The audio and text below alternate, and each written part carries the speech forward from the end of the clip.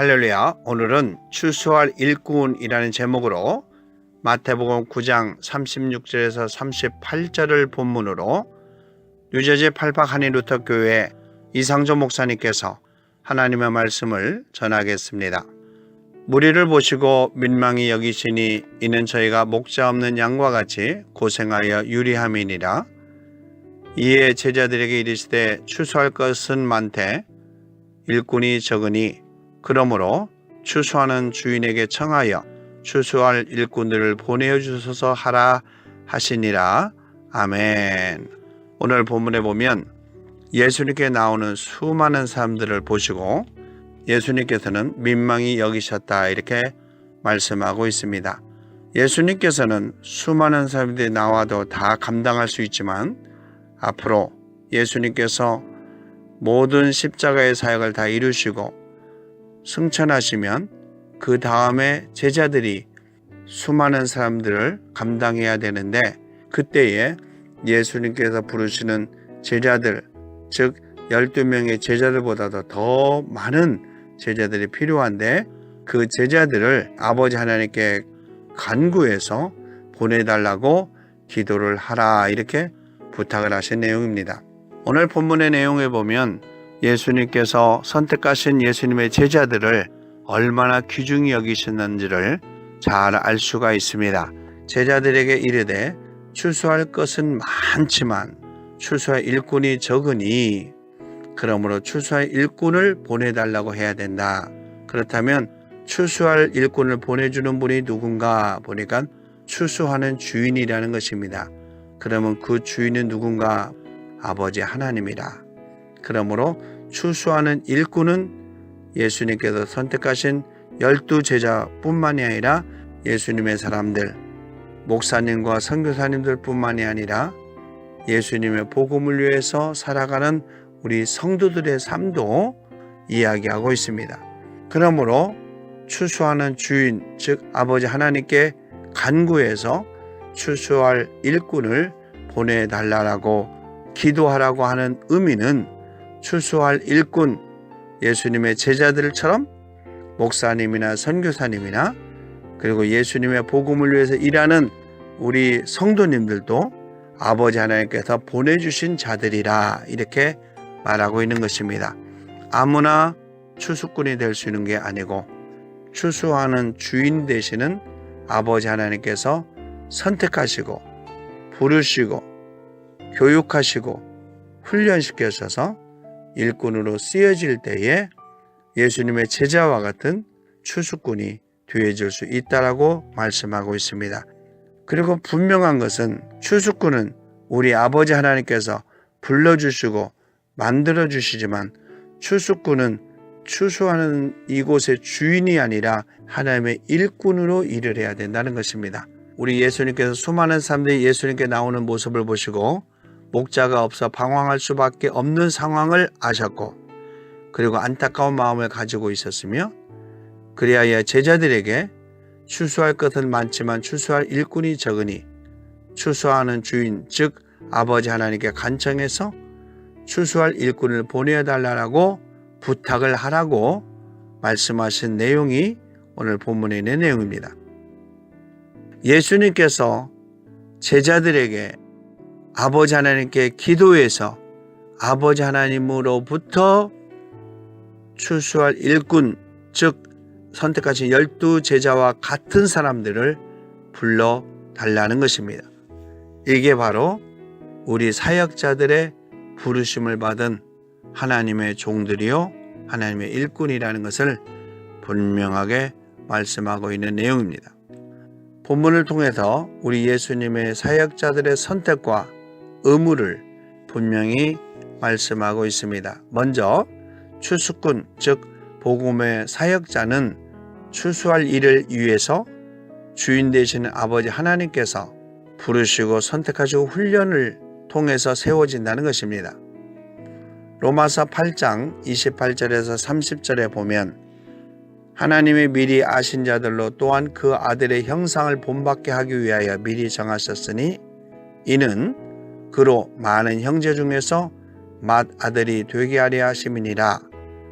또 미리 정하신 그들을 또한 부르시고 부르신 그들을 또한 의롭다 하시고 의롭다 하신 그들을 또한 영화롭게 하셨느니라 라고 사도 바울이 부르심을 받은 하나님의 종들에 대해서 표현해 주고 있는 것입니다.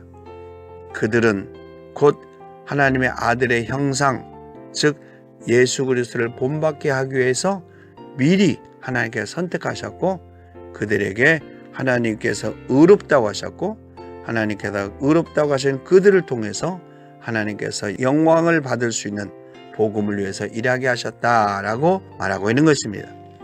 고린도전서 7장 22절에서도 주 안에서 부르심을 받은 자는 종이라도 주님께 속한 자유자요 또한 이와 같이 자유자로 있을 때에 부르심을 받은 자는 그리스도의 종이니라 라고 말씀하고 있습니다.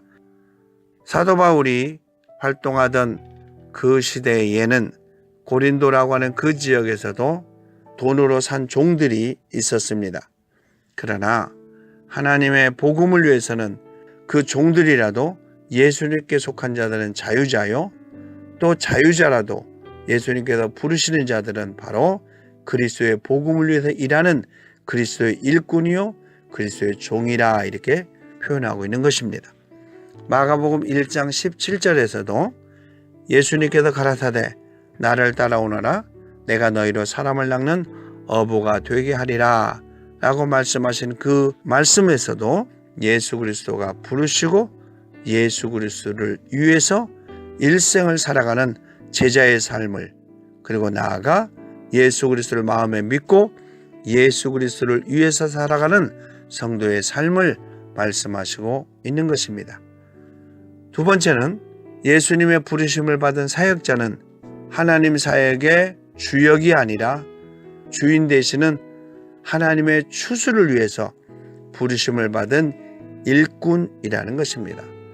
골로새서 1장 25절에 내가 교회 일꾼 된 것은 하나님이 너희를 위하여 내게 주신 경륜을 따라 하나님의 말씀을 이루려 함이니라 라고 사도 바울이 고백한 것은 교회의 일꾼으로 하나님이 너희를 섬기라고 경륜을 따라 하나님의 말씀을 이루게 하기 위해서 불러주셨다라고 말씀하고 있습니다.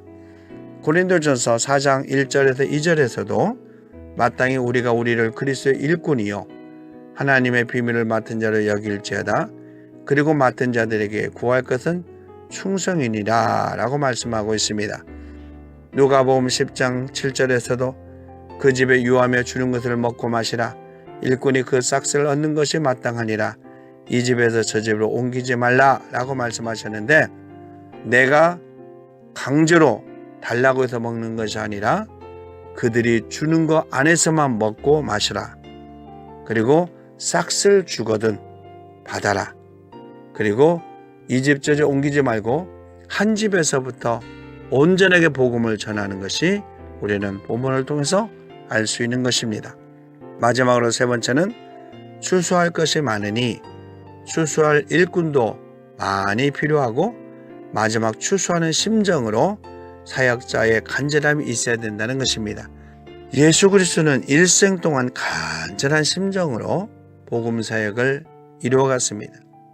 우리 예수님의 제자들이나 지금의 주의 종들, 목사님이나 선교사님들 뿐만이 아니라 예수 그리스도를 마음에 믿고 예수 그리스도의 삶을 살아가는 성도들에게도 동일하게 믿지 않는 복음의 대상자들 향해서 간절한 심정이 있어야 된다는 걸 본문을 통해서 말씀하고 있습니다.